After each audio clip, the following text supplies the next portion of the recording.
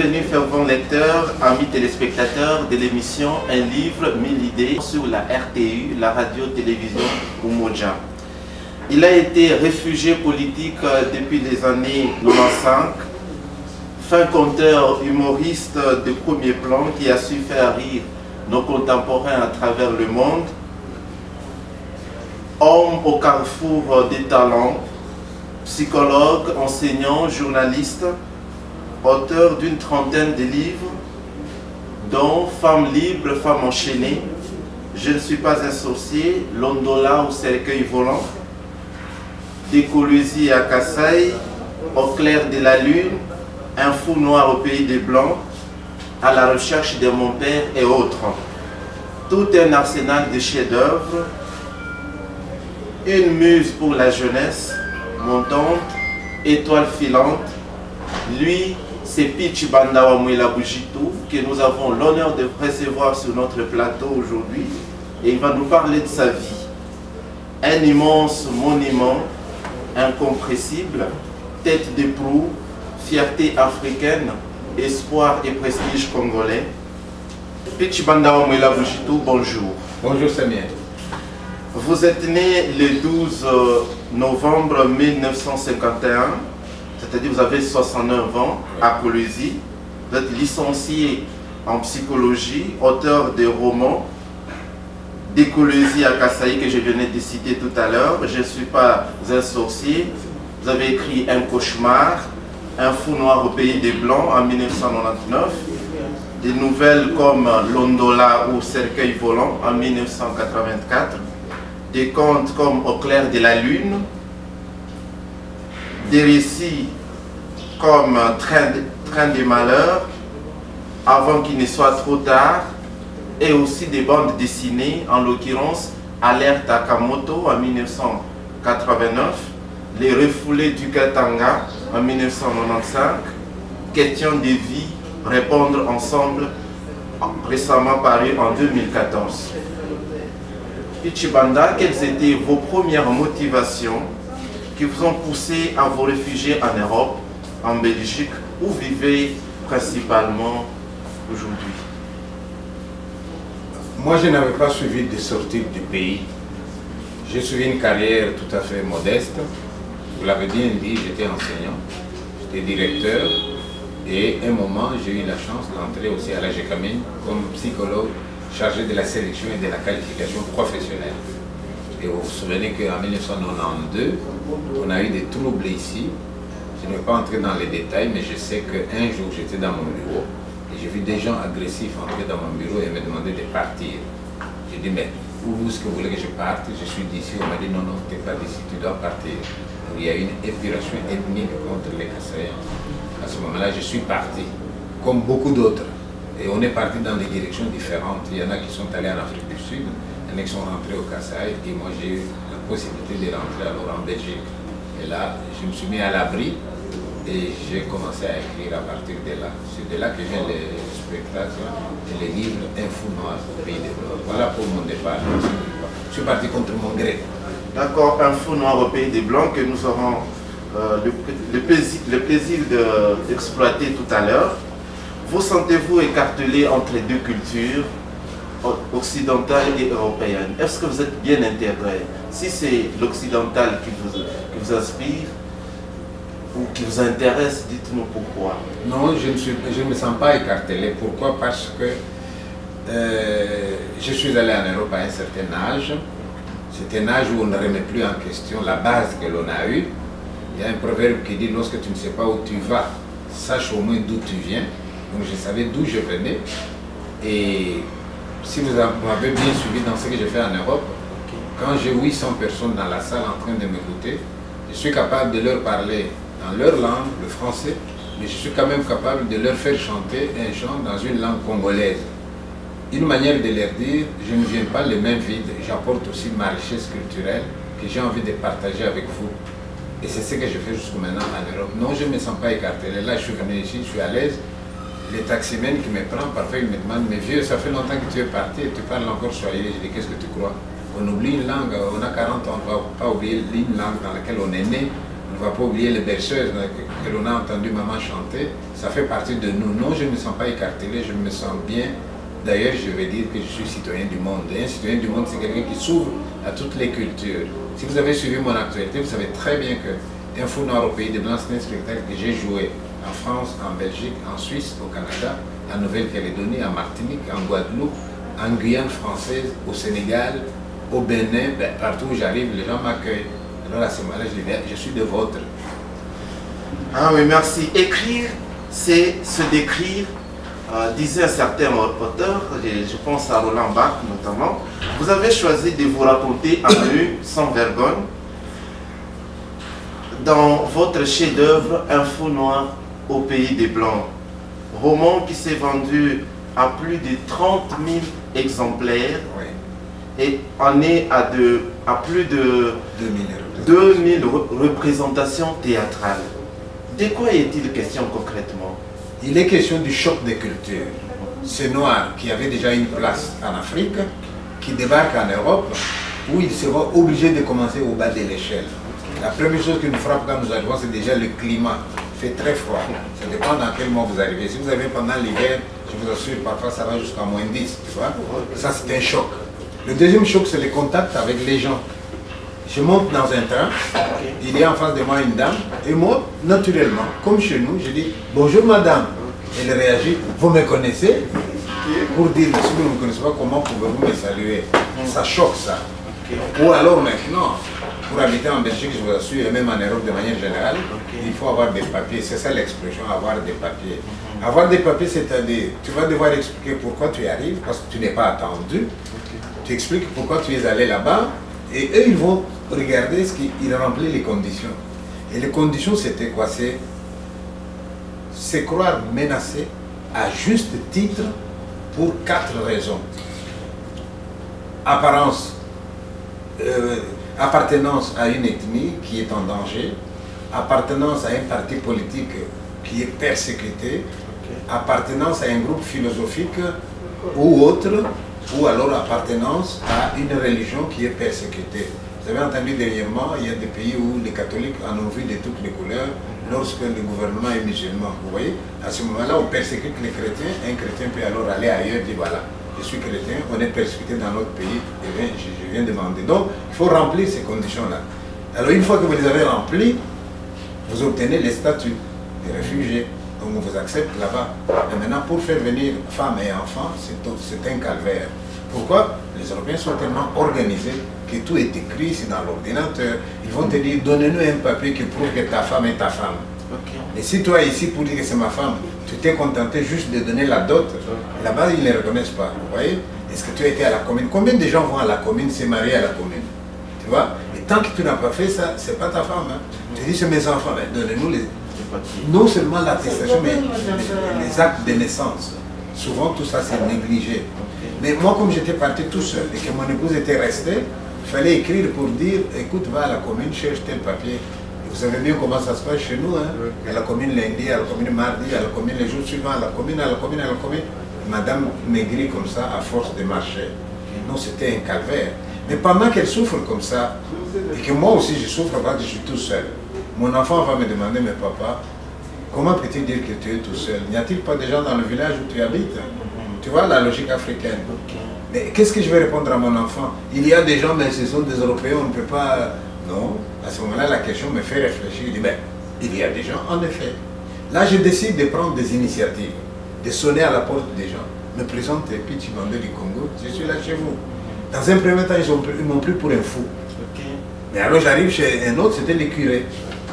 Un homme de plus ou moins 75 ans. Je dis, monsieur le curé, je viens à la messe dimanche. Hein. Quand vous aurez fini, s'il vous plaît, avant de venir les gens pour qu'ils sortent, hein, vous me donnez la parole 2 minutes. Il dit, mais qu'est-ce que vous allez dire? Je lui dis, vous allez entendre. Et quand on arrive à la messe, la chorale entonne un chant. Et désormais, j'ai dit aux Européens, faites attention à ce que vous chantez. Et le chant disait, laisserons-nous à notre table un peu de place à l'étranger? Trouvera-t-il quand il viendra un peu d'espace et d'amitié? Et tout le monde qui reprend le refrain, ne laissons pas mourir la tête. Je ne sais pas si vous connaissez la chanson. Bon, alors là, je profite de l'occasion, je dis, tiens, l'étranger dont il a été question dans votre chant n'était pas loin. Et voici, je suis là. Y a-t-il un peu de place à votre table pour moi? Là, les gens réfléchissent à ce qu'ils ont chanté. Et les lendemains, c'est tout le monde qui en parle dans le village. Et voilà, Pichu Banda commence à être connu. Alors maintenant, quand vous restez là, vous dites, ben, qu'est-ce que je vais faire? Tourner le pouce ou me rendre utile? Et moi, j'ai décidé de me rendre utile. Et si vous lisez les livres, vous allez voir comment je me suis rendu utile. Et voilà, toutes les aventures que j'ai connues, je relate ça dans les livres. Mais en même temps, ces livres, je l'écrivais dans la solitude d'un écrivain qui est là tout seul, qui pense à sa famille, qui est resté ici et qui écrit. Ben, voilà que finalement, quand les gens ont lu, ils ont aimé et le livre a eu un succès terrible. On l'a traduit en allemand, on l'a étudié en Allemagne, en Autriche et en Suisse, Suisse allemand. Ah oui. Pichu Banda, vous avez intitulé votre roman, on peut dire votre chef-d'œuvre, Un fou noir au pays des Blancs, où vous racontez votre calvaire, oui. Une vie qui n'a pas connu, pas simplement des roses, pas du tout de repos, mais sourire et tristesse. Pourquoi intituler un livre Fou noir?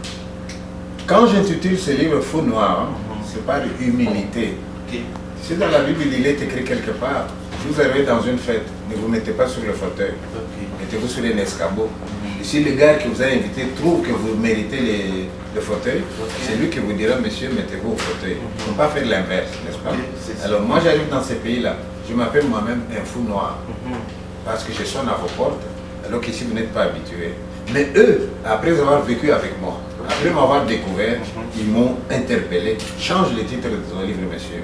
Au lieu de dire un fou noir au pays des Blancs, dites plutôt un noir saint au pays des fous blancs qui ont besoin qu'on frappe à leur porte pour se rendre compte qu'il y a quelqu'un dans notre village. Vous voyez, donc le titre c'était à la fois provocateur, à la fois humilité, à la fois dit je ne vous juge pas, je parle de moi-même, je suis fou, libre à vous de savoir si vous vous êtes alors saint. Vraiment. Un tel franc succès change quoi chez vous? Le renversement des vapeurs, un noir qui égaye toute une masse de blancs dans une salle, je m'imagine, à Avignon, en Belgique. Votre écriture, à l'ère du colonialisme, constitue-t-elle une arme de combat contre la ségrégation raciale ou bien une forme ou une recherche effrénée des positionnements personnels? Ah non, non, non. Je n'ai jamais cherché à me positionner. Ma carrière d'écrivain, je l'ai commencé ici, avec les filles de Saint-Paul, avec les pères de Saint-Paul, en toute modestie.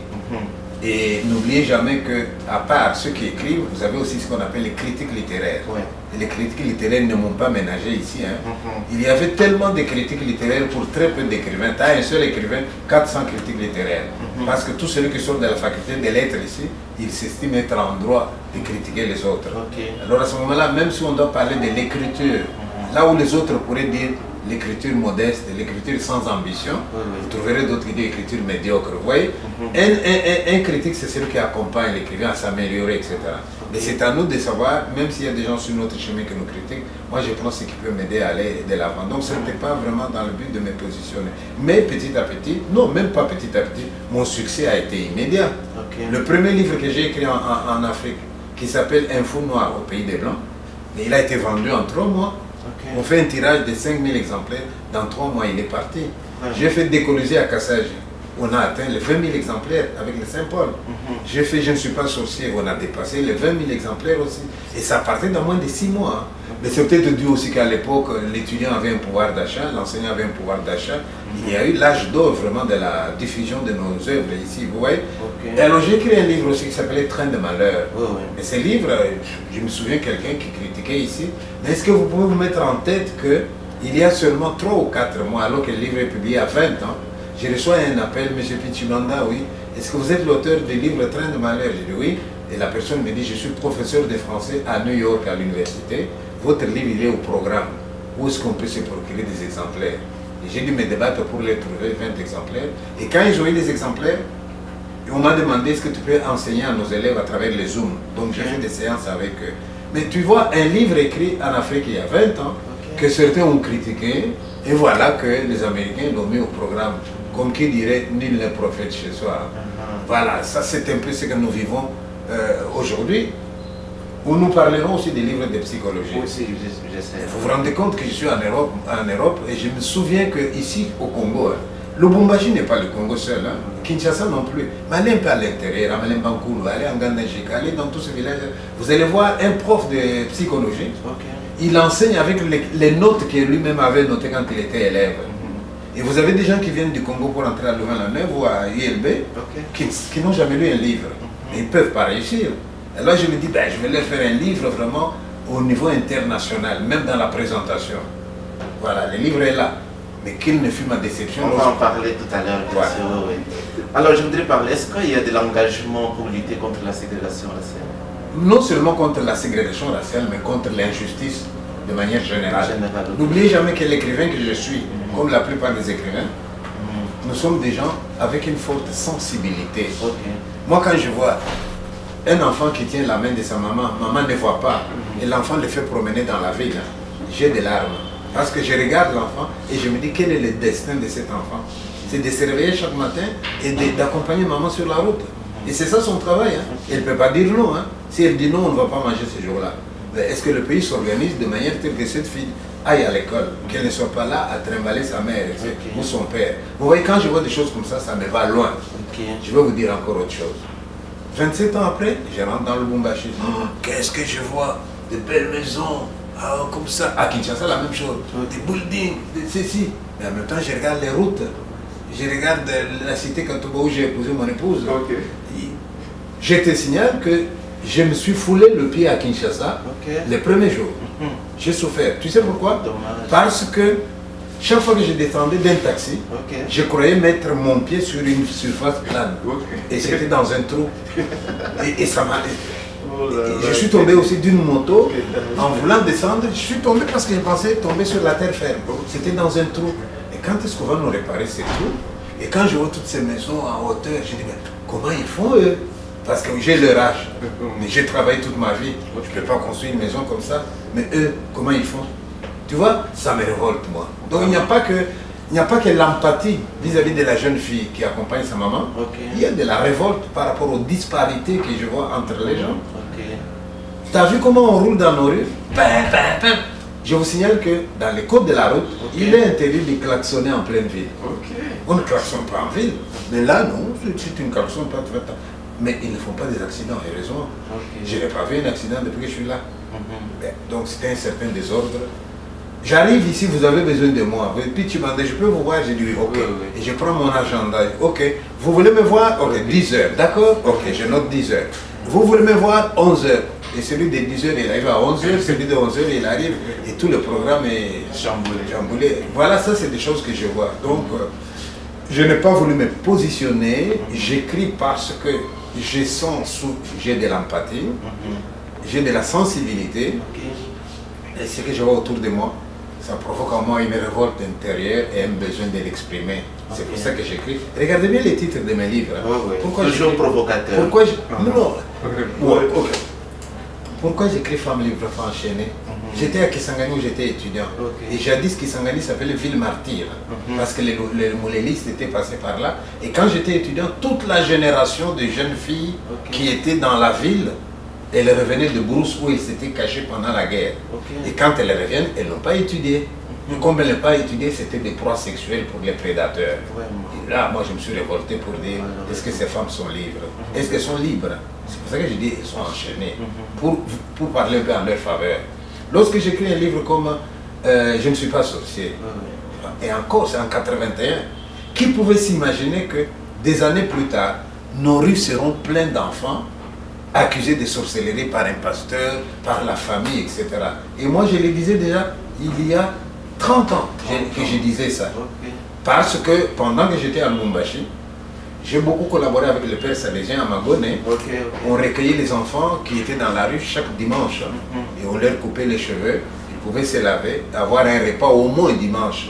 Et moi, j'étais le psychologue qui essayait de les écouter, de soigner leurs blessures. Donc, ça vient d'un engagement personnel. Ce n'est pas des choses qu'on écrit comme ça parce qu'on a envie d'écrire. Ça vient de... Donc, c'est toute une vie que vous racontez. C'est toute une vie que je raconte, c'est toute une révolte. Tu sais, il y a un proverbe qui dit qu'il n'y a pas de la joie à être heureux tout seul. Vraiment. Ça, c'est un proverbe africain, je pense. Mais oui. Oui, alors revenons au vocable et même à l'adjectif noir. pas plus longtemps qu'hier, je ne sais pas, il y a quelques temps, aux États-Unis, à Minneapolis, où George Floyd a été asphyxié. Et puisque vous parlez de l'injustice, et ils ont sorti un slogan, Black is Matters, c'est-à-dire les Noirs comptent. Alors les termes même noir, l'adjectif, peut-on les changer? Parce que quand on dit noir, c'est sombre, ça inspire les cafards, la tristesse et aussi l'obscurité. Et tout ce qu'on fait est noir même, malheureusement. Un chat noir est présage de malheur. Vraiment, malheureusement. Noir c'est noir, c'est la chanson de Johnny, je pense. Mais moi je ne suis pas pour ça parce que avant on utilisait nègre. Et les gens ont dit oui mais nègre c'est insultant et qu'on dise noir.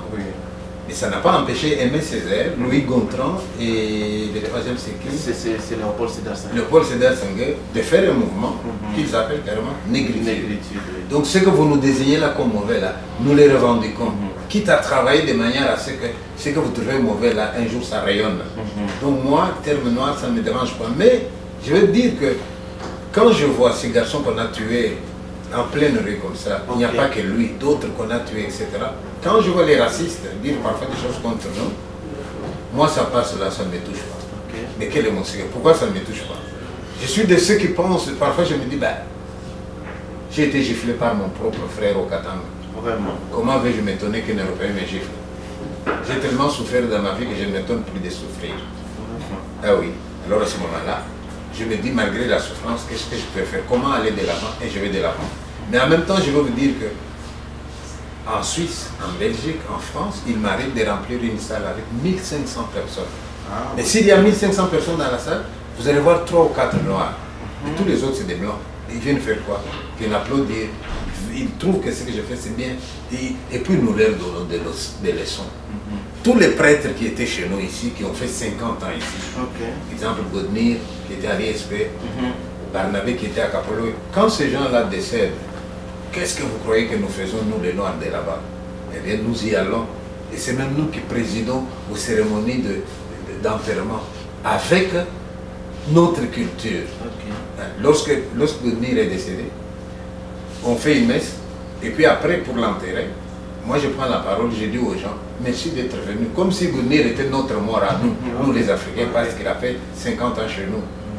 J'ai dit, je vous signale qu'au moment où on a commencé cette messe, le Lubumbashi, il y a une messe aussi, au même moment. Mais voilà que nous, on vient de terminer, eux n'ont pas encore terminé, et ça va encore durer 1 heure de plus, parce que nous, on sait encore pleurer nos morts. Et j'ai dit, si nous avions de l'argent, on les prendrait pour aller l'enterrer à Lubumbashi. Mais comme on n'a pas de l'argent, bon, on pourrait faire comme en Afrique. En Afrique, quelqu'un qui meurt là, on prend ses objets intimes, une mèche de cheveux, des ongles, le vêtement qu'il avait, on ramène, on l'enterre ailleurs, on dit, on l'a transporté. Mais ici, qu'est-ce que nous pouvons faire? Et il y a un prêtre supérieur qui m'a pris au mot. Quand on a enterré, fini, il est venu vers moi. Vous avez demandé quelque chose d'intime de Père Godnir? Voici. Il m'a donné la Bible de Père Godnir, avec les annotations, avec ce qui était important pour lui. C'était l'objet le plus intime qu'il y avait. Et nous, on a envoyé la Bible ici, pour que quelque part, soit à l'ISP, soit dans leur maison, qu'on lui fasse un espace en souvenir de Père Godnir. Il y a maintenant un monument érigé en sa mémoire à l'ISP. Voilà. Mais vous voyez, ça c'est l'Afrique. Et ça, ils sont friands, ils sont contents de voir, mais ces gens nous apprennent aussi des choses. Alors finalement, qui est fautif? Nous ou eux? Mais la conclusion, ce n'est pas de désigner qui est fautif, la conclusion, c'est de voir comment on peut collaborer sans n'est pas se pointer du doigt. Tu vois, un proverbe dit, lorsque tu as un doigt accusateur pointé sur quelqu'un, il y en a 3 qui vous regardent aussi. Ne nous pointons pas le doigt, voyons ce qui a été fait, de bien ou de mal, mais corrigeons, avançons. Qu'est-ce que nous faisons? Vous invitez par là et tout le monde a reparti sur des nouvelles bases, des bonnes bases. Après, vous êtes peut-être offensés par l'un ou l'autre, donc on puisse se relever. Oui.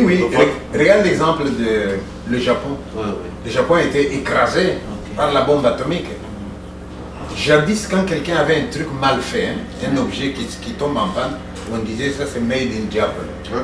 Or aujourd'hui, quand on dit c'est du japonais, c'est que c'est du solide. Donc on ne doit pas rester à pleurnicher, les deux ils doivent s'arrêter. Il faut aller de l'avant.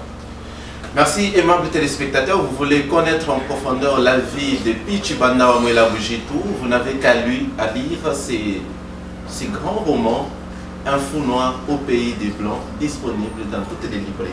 Nous passons à la deuxième partie de notre émission qui va parler de l'enseignement en RDC. Parlant de l'enseignement, vous-même, vous fûtes enseignant. Et en passant, j'ai dit que vous avez donné cours à Moïse Katumbi, qui est devenu peut-être parmi les grandes célébrités politiques du pays. Oui. Vous avez sorti déjà dans les années 80 un livre de psychologie aux éditions Mpala. Oui. Lequel livre que vous venez de republier, de façon séquencée, pour les élèves de 3e, des humanités, 4e, 5e et 6e. Oui. C'était pour répondre à quel besoin, puisque les livres de psychologie, il y en avait déjà. Alors, voudriez-vous nous les expliquer brièvement par ordre de primogéniture? Eh bien, les livres de psychologie n'existaient pas déjà, je vais corriger ça. Okay. Le problème est que vous allez au Congo, dans beaucoup de villages, vous trouvez quelqu'un, je suis prof de psycho, d'accord, ou de pédagogie. Mais va voir comment il enseigne, va voir où il lit les livres. Eh bien, il utilise les cahiers qu'il avait quand il était élève. Or, moi, en tant que professeur, j'ai toujours travaillé de manière à ce que mes élèves soient à la page. Okay. Vous avez dit que j'ai donné cours à Moïse, oui, j'ai donné cours à Moïse à Kapolo Émission. Et je signale que pendant que j'étais professeur à Kapolo Émission, okay, nous avons eu le premier de la République du Congo en section pédagogique. okay. C'est à ce moment que j'ai écrit les livres. Maintenant, j'écris les livres, il a été publié par édition Impala de M. Max Pierre, Okay. que Dieu est son âme, il est décédé maintenant. Mais en Europe, quand tu as écrit un livre, il faut réviser chaque fois, parce qu'il y a des choses nouvelles qui s'ajoutent. Et quand les choses nouvelles s'ajoutent, vous devez republier d'autres, consulter, corriger. On se corrige même, parce qu'on n'est pas infaillible. Quelqu'un peut nous faire une remarque à telle page, etc. Bon, là, on revoit ce qu'on a à faire. Bon, maintenant, qu'est-ce qu'on avait comme livre avant? Il y avait la Sœur Skaye, qui avait un petit livre de psychologie, mais qui était quand même sommaire, qui méritait d'être étoffé, qui méritait vraiment de commencer dès le début. Alors moi, je me suis mis à écrire les livres. Et alors j'ai appris qu'au Congo, le programme avait changé.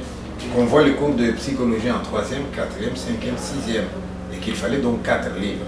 Je suis allé en bibliothèque et j'ai composé donc ces livres-là. Avec la collaboration du ministère de l'Enseignement. Et quand vous écrivez, vous envoyez à Kinshasa, on donne aux inspecteurs, ils les regardent, les remarques ici, remarques là-bas.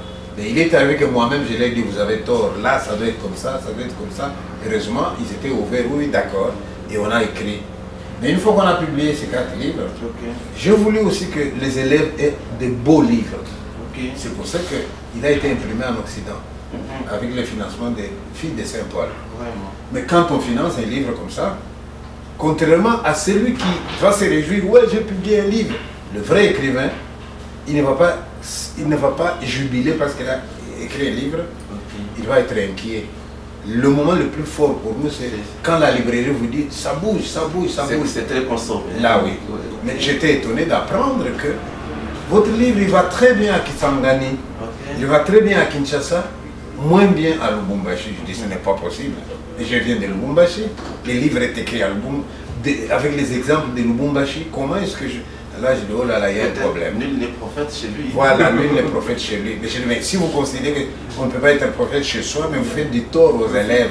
J'ai dit, je vais y aller, faire un peu la promotion. Donc, je suis venu ici montrer les livres que j'ai édités, 3e, 4e, 5e, 6e. Et vous avez des exemples puisés du milieu et tout est illustré. Okay. En Europe, on utilise beaucoup la bande dessinée La maintenant. bande dessinée. Et j'utilise la bande dessinée là-dedans. Et encore avec un dessinateur de chez nous, un ancien de Lubumbashi, qui avait publié Cap sur la capitale. Okay. Voilà. Mais alors, on devrait se réjouir, applaudir.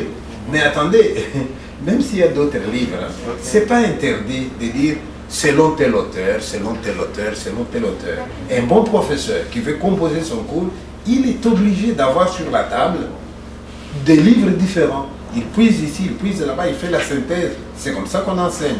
Mais un livre ne vient pas chasser un autre. Si un livre doit chasser un autre, ça peut être ceux qui le lisent, qui disent, mais moi je préfère celui-là. Mais ce n'est pas les auteurs eux-mêmes. Alors ce qui est curieux, c'est que les autres livres qui existent, dans la bibliographie, il y a quand même Pitibanda. Okay.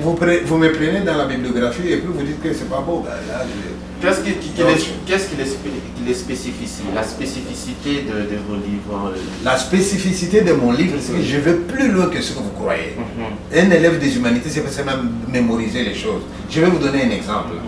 Je donne un exemple d'un garçon qui habite Lubumbashi. Oui. Mais il va au village chez ses grands-parents. Et pendant qu'il est chez ses grands-parents, il y a un arbre fruitier, les orangers par exemple. Et il a envie de manger les oranges. Maintenant, il va pour cueillir les oranges, il voit que son grand-père a mis un fétiche. Okay. Le fétiche qu'on met dans les arbres pour empêcher que le voleur ne prenne. Tu connais ça, hein?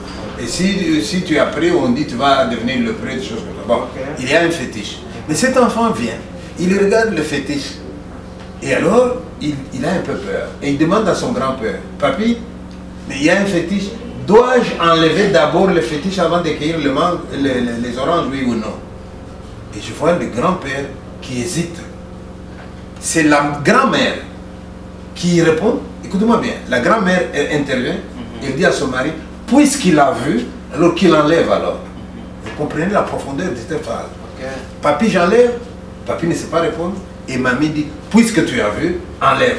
Ça veut dire que s'il n'avait pas vu, ce n'était pas obligatoire que...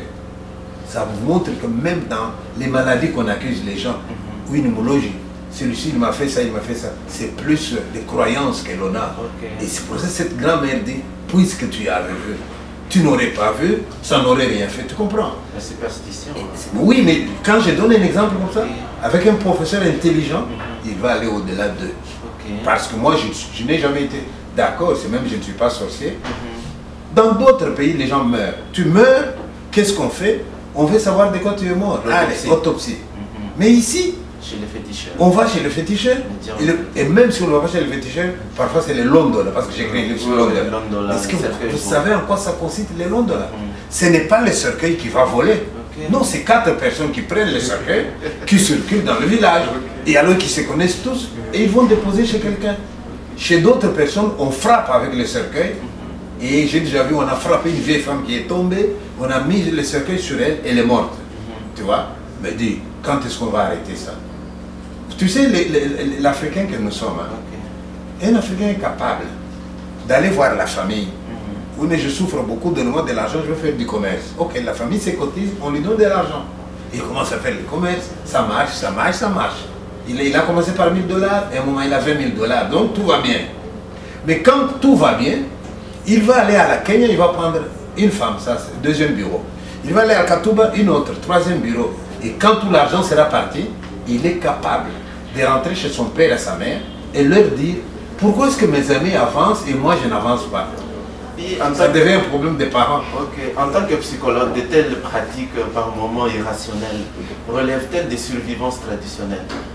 Oui, mais elles ne devraient pas. Oui, ça relève des survivances traditionnelles, mais à tort. Parce que les survivances traditionnelles doivent être balayées par les niveaux de connaissances. Je donne un exemple. Combien de fois je n'ai pas vu Baribamba Mouloji parlait, Mouloji, une pauvre dame. Et on vous dit, elle était dans l'avion, son carburant est terminé, elle est tombée. Tout ça pourquoi? Parce que la dame ne sait pas où elle va. Mais je vous dis que ne pas savoir où on va, c'est tout à fait naturel. Sauf qu'il y a une maladie que nous, on ne connaissait pas ici, que je connais maintenant, qui s'appelle l'Alzheimer. Quelqu'un qui a l'Alzheimer, je vous assure, même en Europe, ça fait mal. Tu vois, une femme qui a l'Alzheimer, elle entre dans sa maison, elle trouve sa fille. Qu'est-ce que tu fais là? J'appelle la police, sors de chez moi. Elle dit, maman, je suis ta fille. La dame prend le téléphone et appelle la police. C'est quoi? Il y a une femme dans ma maison. Et dès que la police se demande, mais c'est quoi? C'est ma mère. On appelle l'ambulance. Mais c'était la même chose. Vous avez une vieille femme qui vient du village. Elle va habiter chez son enfant à la Gécamine. Or, à la Gécamine, toutes les maisons se ressemblent. Et on lui dit, oui, il n'y a pas capable, ok. Mais un jour, elle a des fourmis dans les jambes, elle a envie de marcher. Elle se dégourdit un peu les jambes. Pour entrer, toutes les maisons se ressemblent. Elle ne sait plus voir où est la maison de son fils. Et vous voyez les gens, on l'a vu passer une fois, on l'a vu passer 2 fois. Et on prend, on peut même frapper. Tu vois? Donc, survivance traditionnelle, d'accord, mais ça devrait être balayé par toute l'évolution qu'on a fait. D'ailleurs, si je dois vous relancer la balle, j'ai demandé où se trouve le cimetière de Kassapa. Je n'ai pas vu, hein. Je n'ai pas vu où sont partis les morts. Or, dans la société traditionnelle, on ne pouvait même pas passer par la nuit, passer devant un cimetière. Aujourd'hui, nous passons. Tu vois? Et c'est dans toutes les villes comme ça, tu trouves là où il y avait un cimetière, non? Et même on enlève ou on brûle. Hein? Mais pourquoi là vous brûlez? Et les fantômes, ils sont où? Mais si à l'époque on vous avait dit non, ces gens-là qui sont morts, ils reposent où ils sont, en paix. Ils n'ont pas besoin de nous persécuter la nuit, on ne croyait pas. Mais maintenant, la science, l'évolution technique, et même la vie qui devient dure, nous oblige à bouger certaines limites. C'est ainsi que nous habitons nos cimetières aujourd'hui. Avant de vous dire complètement au revoir, Pichi Banda, vous avez connu un franc succès au travers de vos représentations théâtrales dans le monde. Vous sentez-vous déjà arrivé chez Dieu le Père? Ça vous fait quoi quand vous voyez une masse de blancs la plupart des blancs qui vous applaudissent? Qu'est-ce que ça change chez vous? Non, je ne m'enorgueillis pas. Je me dis seulement, ils sont honnêtes. Quand c'est bien fait, ils le reconnaissent, ils applaudissent. D'ailleurs, je vous signale que les Européens qui viennent, c'est eux qui viennent me voir tout le temps, ils m'ont dit, puis s'il te plaît, reste ce que tu es. Ne viens pas nous jouer à celui qui parle parisien. Garde ton accent, roule tes airs. Nous aimons bien quand tu roules tes airs. Reste sincère avec nous. Et quand j'ai chanté avec eux dans la salle, les gens sortent en chantant. Et les jours où je n'ai pas chanté parce qu'on m'a donné peu de minutes, tu trouves des dames dehors qui me regardent. Puis nous, on était venus aussi pour chanter, hein, pas seulement pour t'écouter toi seul. Tu vois, quand tu as fait quelque chose de bien, ils reconnaissent. J'ai eu 2 médailles en Belgique. Je suis citoyen d'honneur de Brabant-Wallon. Je suis officier de l'ordre de Léopold. Mais les jours où on me donne ces médailles-là, j'ai des larmes qui coulent parce que je dois faire un discours. Dès qu'on me les donne, je pense à mon pays. Or, c'est pas mon pays qui me les donne. Là, je dis, tiens, il a fallu que je vienne ailleurs pour que mes mérites soient reconnus. Là, ça fait quand même mal quelque part. La jeunesse qui vous suit à ce moment, vous dites quoi? J'ai dit une phrase d'Aimé Césaire, que j'ai eu la chance de rencontrer à Martinique, 93 ans déjà. Et il apprend qu'il y a un Africain, Pichi Banda, Aimé dit qu'il vienne me voir. J'arrive, je trouve un vieux qui s'élève comme ça, il me serre la main. D'ailleurs, j'ai mis sa photo dans un des livres de psychologie. Aimé Césaire me dit, Monsieur Pichi Banda, faites-nous un Congo meilleur, où il faut beau vivre, pour qu'on ne puisse pas entendre ce qu'on entend déjà. C'était mieux du temps de la colonisation. La main sur le cœur, il m'a dit, ça fait mal. Et cette phrase d'Aimé Césaire m'a rappelé Desmond Tutu, prix Nobel. Il est venu une fois ici pour réconcilier les hommes politiques qui ne voulaient pas s'entendre. À un moment, il était tellement fatigué qu'il a dit aux hommes politiques congolais, quand je vois ce que vous faites ici de l'indépendance que vous avez depuis 60, je me demande à quoi sert-il que nous, en Afrique du Sud, on continue à se battre pour avoir notre indépendance. Si vous, avec l'indépendance, tout ce que vous savez faire, c'est de vous mettre des crocs en jambes, etc. Ça, c'est profond. Donc, mon message, je dis aux jeunes, quand vous chantez votre hymne national, pensez aux mots que vous prononcez.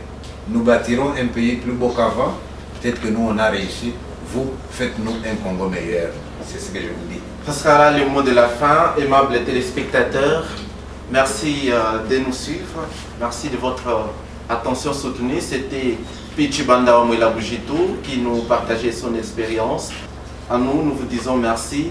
Et merci à la grande famille paulinienne qui nous produit cette émission, un livre 1000 idées. Et à l'équipe technique, nous pensons également à M. Gaël, à M. Paulin qui ont pu nous superviser. À la prochaine. Je te dirai ce que tu deviens.